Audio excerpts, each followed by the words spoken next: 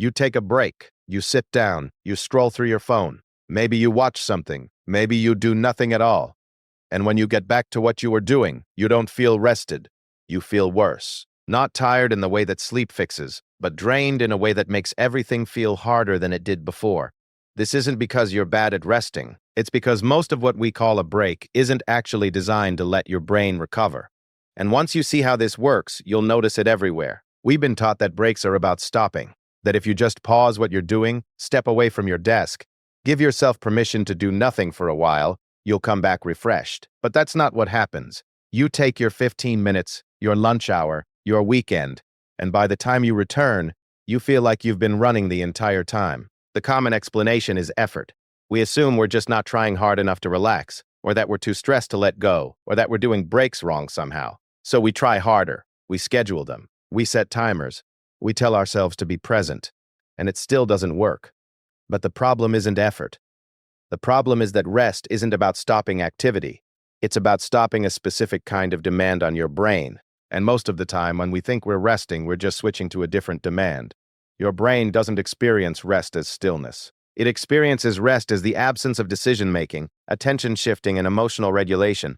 These are the processes that drain you throughout the day, and they don't stop just because you've stepped away from your work. They stop when the environment stops, asking you to do them. When you open your phone during a break, your brain is immediately required to make decisions, what to look at, whether to respond, what this post means, whether you agree, whether you should feel something about it. Every swipe is a micro-decision. Every notification is a pull on your attention. Every piece of content triggers some level of emotional reaction, even if it's mild.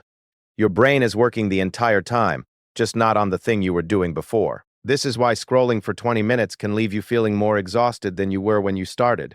You weren't resting. You were continuing the same cognitive load under a different label. The same thing happens when you try to relax by watching something. Not always, but often. If you're watching while also thinking about what you should be doing, or checking the time, or half paying attention to something else, your brain is still splitting its focus. It's still managing, it's still regulating.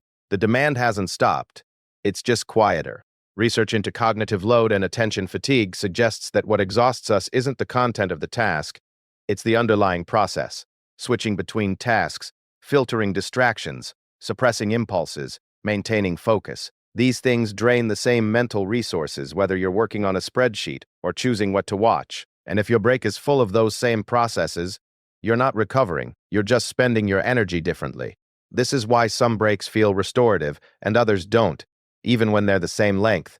A 10-minute walk outside with no phone, no decisions, no input can leave you feeling genuinely reset. But 30 minutes of scrolling, switching apps, half watching videos, and thinking about 5 other things at once leaves you blank. Not calm, just blank. The difference isn't the activity.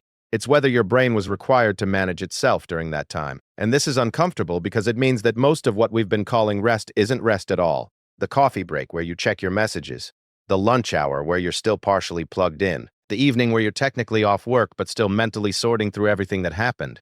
You're not recharging, you're idling, and idling still burns fuel. It also means that the feeling of never being rested isn't a personal failing. It's not that you don't know how to relax, or that you're too anxious, or that you need to try meditation or a better routine. It's that the environment you're in doesn't allow for actual cognitive rest. It's designed to keep you engaged, to keep you managing, to keep you making tiny decisions and reacting to tiny triggers all day long. You can feel this when you compare how you feel after a day of back-to-back meetings versus a day where you worked deeply on one thing. The meetings might have been easier, lighter, less intellectually challenging, but you're more drained afterward because your brain spent the entire day shifting attention, reading social cues, managing how you come across, deciding when to speak and what to say. That's exhausting in a way that has nothing to do with how hard the content was. The same thing happens with your phone. It's not that the individual actions are difficult. It's that there are so many of them, all requiring just a little bit of you, and they never stop. You're always halfway into something, always managing input, always deciding what deserves your attention next. And the reason this doesn't feel like work is because we've learned to associate work with effort and output. But cognitive load doesn't care about output. It cares about demand. And demand doesn't stop just because you're not producing anything. This also explains why doing absolutely nothing can sometimes feel unbearable. If you sit in silence with no input, no task, no distraction, your brain doesn't rest. It starts managing itself. It starts pulling up everything you've been suppressing, the unfinished things, the uncomfortable thoughts, the low-level anxiety you've been pushing away all day. That's not rest either. That's just a different kind of work. Real rest happens when your brain isn't managing anything, not tasks, not input, not itself. And in most modern environments, that's almost impossible to access without intentionally creating it. But here's the thing. This doesn't mean you need to fix how you take breaks. It doesn't mean you're doing it wrong. It just means the experience you're having is real and it has a cause that's outside of you. You're not broken. The structure is. It also doesn't mean you should avoid your phone, or stop watching things, or force yourself into some idealized version of rest. Sometimes a break that doesn't fully restore you is still better than no break at all. Sometimes distraction is useful. Sometimes you need the input, even if it's not restful. This isn't about optimization. It's just about understanding what's actually happening. And once you understand it, you stop blaming yourself.